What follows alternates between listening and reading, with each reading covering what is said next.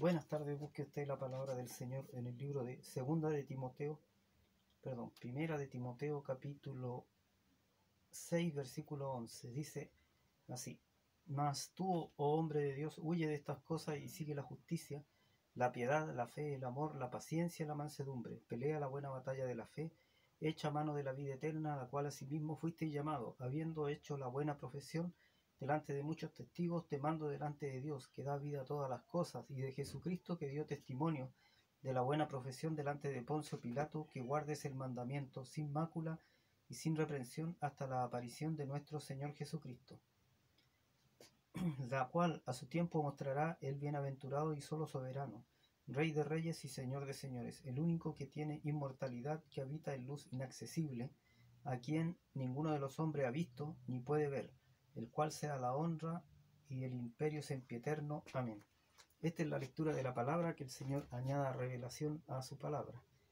La palabra en esta tarde habla acerca de Pablo escribiendo una carta a Timoteo. El apóstol Pablo, cierto, como sabemos, iba levantando obras o iglesias para el Señor, cierto, que traía este nuevo mensaje, el cual le había sido revelado a él, y a través de esto él iba haciendo iglesias y iba dejando en las iglesias a las personas capacitadas para esto, ¿cierto? Pero él a la vez nunca las dejó sola tampoco, sino que a través de las que nosotros conocemos como las cartas paulinas, iba entregando mensajes para que ellos tuviesen una dirección en la parte espiritual.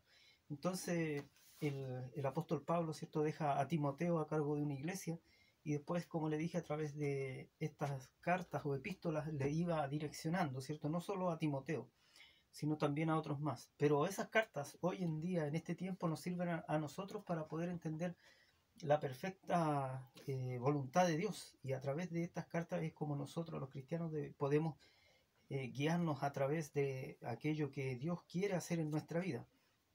Entonces, cuando nosotros leemos esta carta a Timoteo, podemos ver que le dice como título, ¿cierto?, a esta escritura le pusieron la buena batalla de la fe.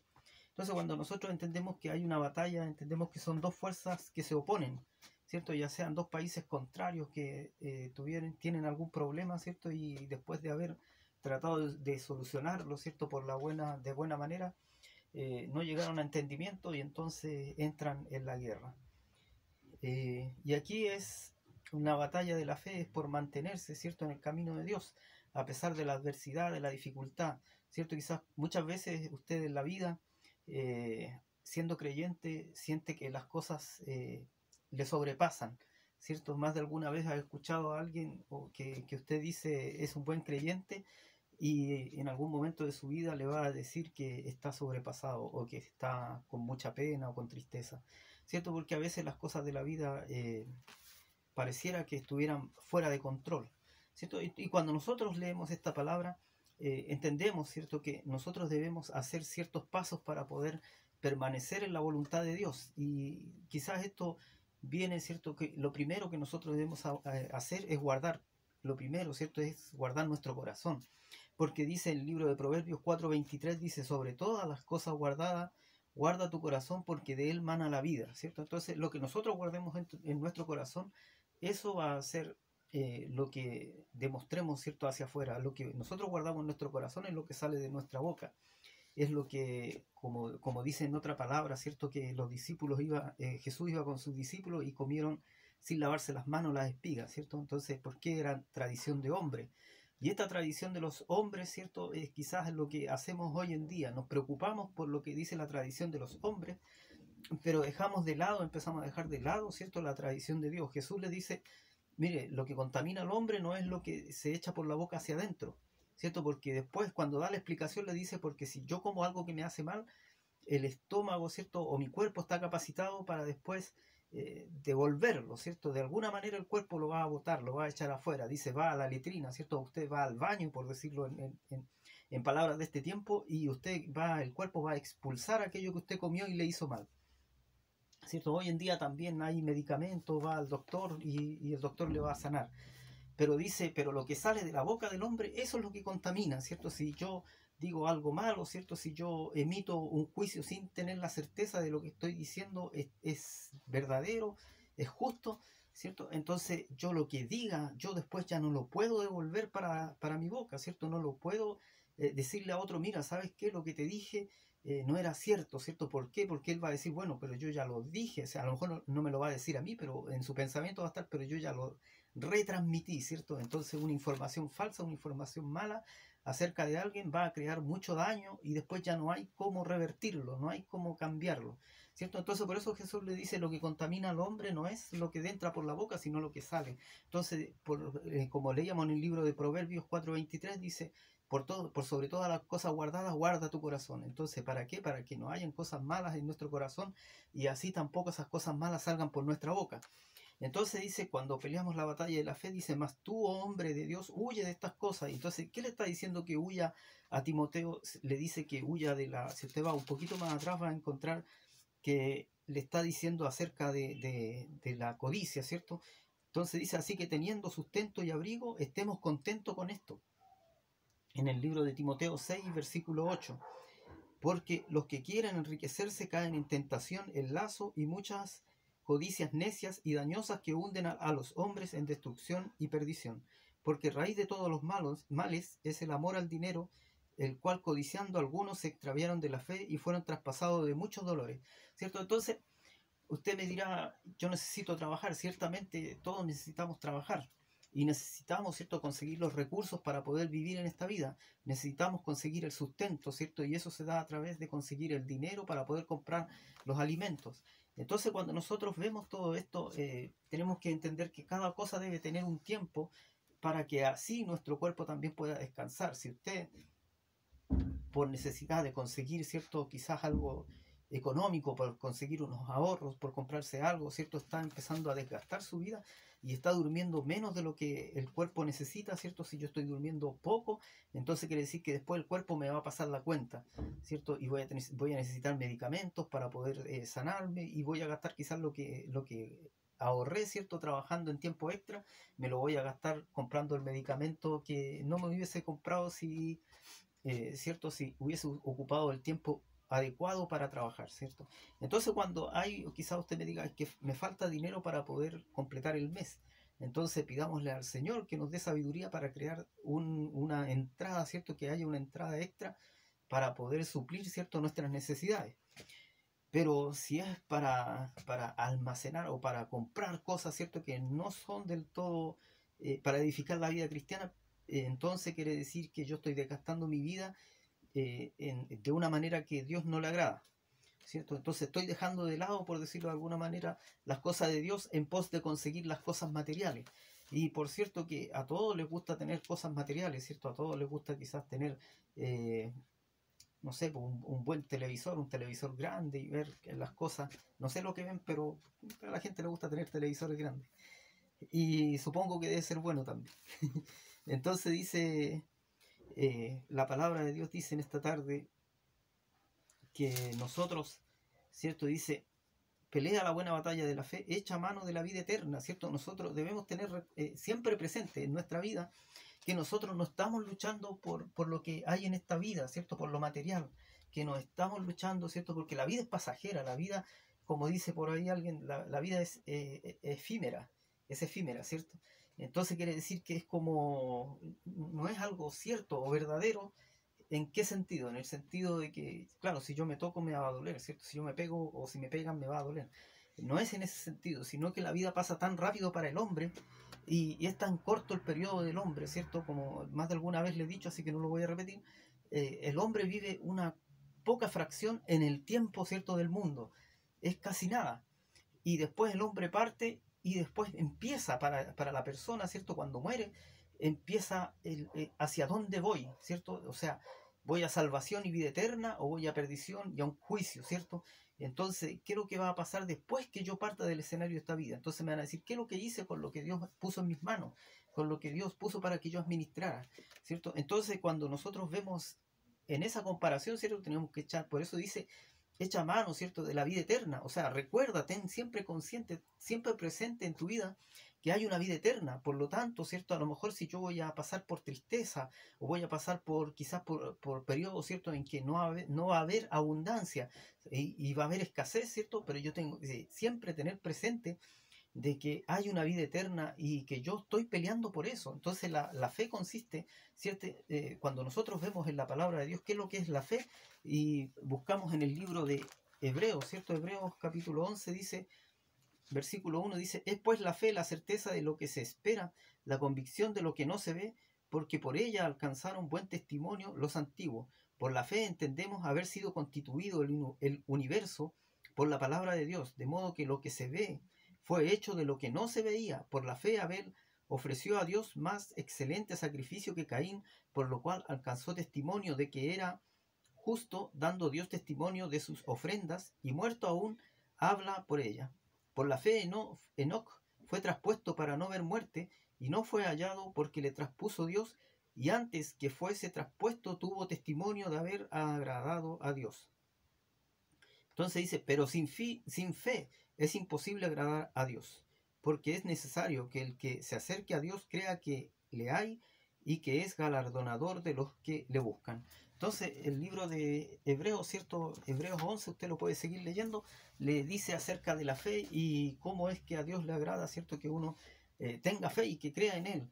Y que cuando uno se acerca le crea creyendo que Dios es real, ¿cierto? Y que va a contestar, ¿cierto? Nuestra petición.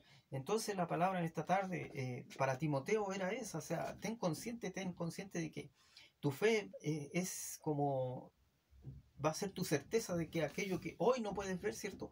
En un futuro lo vas a ver, ¿cierto? Cuando yo ya deje, ¿cierto? Este cuerpo, ¿cierto? Y parta la presencia de Dios, entonces eso, todo lo que yo he leído y todo por lo que he trabajado, ¿cierto? En lo espiritual va a ser tangible, va a ser lo cierto, lo real.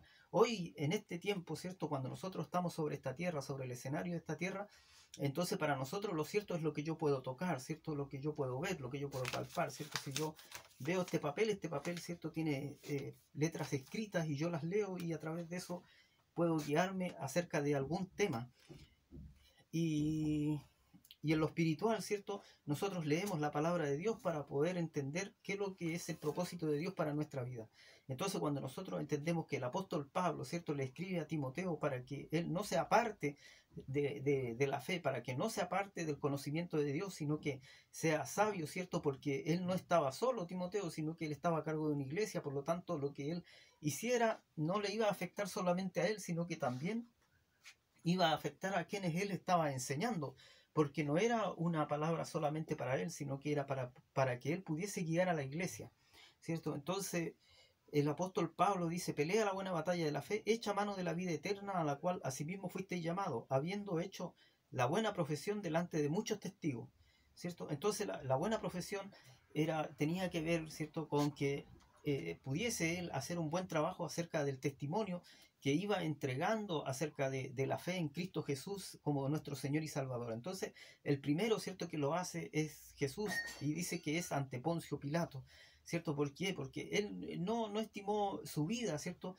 para poder salvarla, sino que lo que hizo fue dar testimonio acerca de lo que Dios estaba haciendo, ¿cierto? Cuando Pilato le dice, yo tengo el poder para soltarte o para quitarte la vida, entonces él le dice, nada podría hacer si Dios no lo permite, ¿cierto? Porque Jesús también se sujetó a lo que el Dios Padre le estaba diciendo, ¿cierto? Entonces no era que Jesús no pudiese libertarse en ese momento y era solamente que Él hablara, ¿cierto? Solamente que Él dijera con su boca, porque la misma palabra dice que, lo que leíamos en Hebreo, ¿cierto? Dice que Dios con su palabra creó todo lo que nosotros podemos ver, el universo, las estrellas, el cielo, los animales, todo lo creó, ¿cierto? Cuando Él habló, ¿cierto? A través del verbo, a través de la palabra, Dios creó todo lo que nosotros podemos ver. Entonces, cuánto le costaría a Jesús, ¿cierto?, haberse liberado de la situación que estaba pasando por causa, ¿cierto?, de aquel pueblo que él venía a libertar, aquellos que no pudieron entenderlo, ¿cierto?, porque Jesús venía para libertar al pueblo de Israel, pero no a la manera que ellos lo creyeron, ¿cierto? Pensaron que venía al igual que Moisés, ¿cierto?, como los libertó de Egipto, pensaban que lo iba a libertar de Roma de la misma manera, pero no venía a libertar al hombre de esa manera, sino que primero venía a libertar al hombre del pecado, ¿cierto? Venía a libertarlo de aquello que habían caído con Adán, ¿cierto? Cuando Adán pecó, ¿cierto? Todos fueron traspasados por causa de ese pecado. ¿cierto? Todas las generaciones que venían fueron traspasadas por ese pecado, y entonces Jesús venía primero a liberar al hombre, ¿cierto?, de ese pecado, pero venía enviado al pueblo de Israel.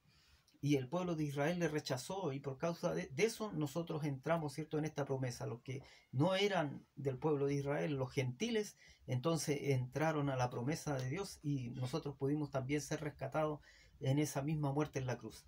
Entonces, qué bueno es poder entender esto, porque así nosotros podemos saber que Dios tuvo misericordia de nosotros, ¿cierto?, no aún mereciéndola. O sea, si el pueblo de Israel no la merecía, cuánto menos nosotros, que ni siquiera estábamos considerados según lo que estaban en la escritura, ¿cierto? Pero Dios seguramente lo tenía esto predeterminado desde un comienzo.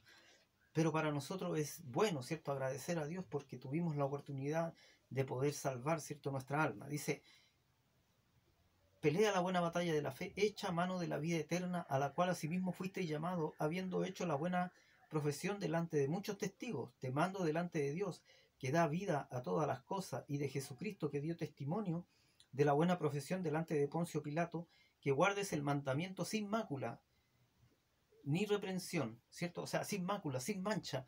eh, o sea, que no haya, ¿cierto?, algo que enturbie, ¿cierto?, lo que él estaba haciendo dentro de su proceder, dentro de su caminar, dentro de su hablar, dentro de lo que él hacía. No hubiese manchas que mancharan o que opacaran, ¿cierto?, lo que tenía que ver con Dios, lo que tenía que ver con lo que Dios le había dicho que hiciera, ¿cierto? Entonces, un gato quería salir. Entonces, cuando nosotros vemos que el apóstol, ¿cierto?, no deja de lado, ¿cierto?, a Timoteo, sino que por el contrario, le envía las cartas para que él pueda guiarse. Pero estas cartas hoy nos sirven a nosotros para que nosotros podamos crecer, ¿cierto?, en la presencia del Señor bajo su autoridad, ¿cierto? Porque no es que nos mandemos solos, sino que nosotros estamos bajo autoridad, y en la autoridad de Dios es donde nosotros nos cobijamos, ¿cierto? Dice que guarde, ¿cierto?, el mandamiento sin mácula ni reprensión hasta la aparición de nuestro Señor Jesucristo. O sea, no es que nosotros nos portemos bien por un tiempo determinado, sino que es esto, en el caso, ¿cierto?, de aquellos que ya partieron, ¿cierto?, cuando nosotros vemos a aquellos que estuvieron antes que nosotros, ¿cierto?, y vemos que tuvieron toda su vida sirviendo al Señor, y quizás lo hacían en mejor manera que nosotros, porque ellos aspiraban quizás a menos, ¿cierto? Cuando nosotros empezamos leyendo este texto o estas palabras, ¿cierto?, para Timoteo, lo primero que le dice, ¿cierto?, es: mas tú, oh hombre de Dios, huye de estas cosas. ¿Y qué es lo que de la codicia, ¿cierto? Entonces, en el tiempo pasado, la gente, ¿cierto?, que asistía a las iglesias, quizás tenía muchas necesidades, quizás había muchas necesidades económicas en su vida, quizás habían muchas necesidades, quizás incluso de vestuario, de alimento, pero lo que ellos tenían en su corazón era algo que quizás hoy en día a nosotros nos falta, que era la convicción de que había un futuro maravilloso para ellos, había un futuro más allá, ¿cierto?, de su vida cotidiana, ¿cierto?, en la cual ellos escapaban porque había entrado, ¿cierto?, el Espíritu de Dios en su vida y les había convencido de que esto solamente es pasajero, ¿cierto? La vida que nosotros vivimos, las necesidades que pasamos, quizás la tristeza, las penas y todas esas cosas son pasajeras, un día van a terminar, y quizás lo que más, ¿cierto?, teme la gente, ¿cierto?, es partir de esta vida, es morir. Pero el apóstol Pablo dice que a muchos les gustará la muerte cuando la experimenten. ¿Por qué? Porque después de la muerte viene entonces la certeza de aquello por lo que lucharon, por aquello que trabajaron quizás toda su vida, ¿cierto? En el caso de las hermanas antiguas, ¿cierto? Hermanas de oración, hermanas que creían en Dios, o hermanas que al orar, al pedir por alguien, ¿cierto?, no lo hacían por si acaso, sino que tenían la convicción de que esa persona iba a ser sana. Hoy en día nosotros confiamos más en ir a un doctor que en pedirle a Dios que nos sane de una determinada enfermedad, ¿cierto? Y en ese tiempo había quizás tanta necesidad en la vida de las personas que en cierta forma tenían como la obligación de creer, de tener fe. ¿Por qué? Porque no existía a lo mejor había muchas necesidades en lo económico, y por lo tanto para ellas era mucho más accesible creer en Dios, ¿cierto? Y esto no era malo, sino que al contrario, cuando uno ve lo que pasa hoy en día, cuando una iglesia distante, una iglesia que le falta, ¿cierto?, fe, entonces nosotros decimos: ¿qué es lo que es más malo, ¿cierto? ¿Tener necesidad económica o tener necesidad espiritual, tener necesidad de Dios? ¿Cierto? Si tenemos necesidad de Dios, entonces le vamos a buscar. Y qué triste esto, que normalmente cuando buscamos a Dios es cuando hay necesidades físicas, ¿cierto? Pero si nosotros sentimos que estamos en lo espiritual, estamos débiles, ¿cierto? Y que la presencia de Dios no está en nuestra vida, es difícil que le busquemos. Pero cuando empieza a faltar, ¿cierto? El plato de comida, cuando empieza a faltar el dinero, entonces empezamos a buscar a Dios. Entonces decimos qué pena, ¿cierto? Qué tristeza cuando hay falta en lo económico, ¿cierto? Cuando empezamos a ver que quizás quedamos sin trabajo, pero eso mismo a lo mejor nos lleva a buscar a Dios. Y entonces Dios viene a nuestra vida, ¿cierto? Y nos vuelve, ¿cierto? Otra vez al bien, ¿cierto? Al sustento, nos vuelve el alimento, ¿cierto? Y no es porque Él lo haya quitado, sino que es porque la vida es así. O sea, la vida, cuando nosotros nos alejamos de Dios, alejamos también su cobertura, ¿cierto? Y no es que Dios nos haya desechado, sino que somos nosotros los que nos alejamos, porque nosotros empezamos a buscar otras cosas, vamos en pos de otros dioses.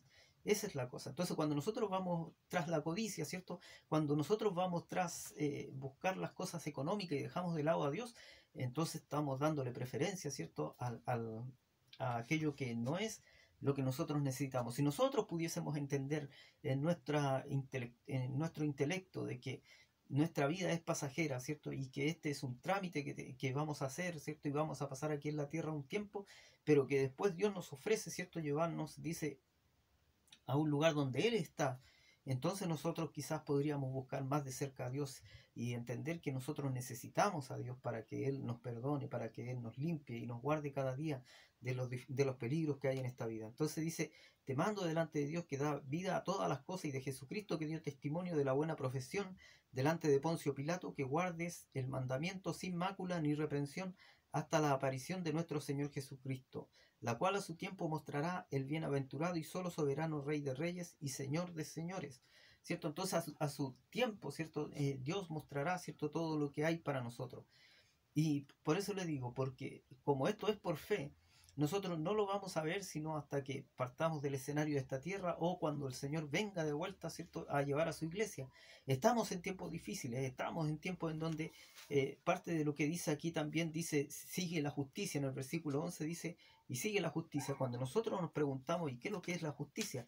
Yo hice aquí como un breve resumen acerca, porque es bien largo el término de justicia, pero si usted tiene tiempo, búsquelo, porque así como hay tantas personas, ¿cierto?, que hoy en día piden justicia, y yo no digo que es malo, sino que es bueno entender de qué se trata. Entonces usted búsquelo en Wikipedia y lea qué es lo que es la justicia, porque tiene varias cosas.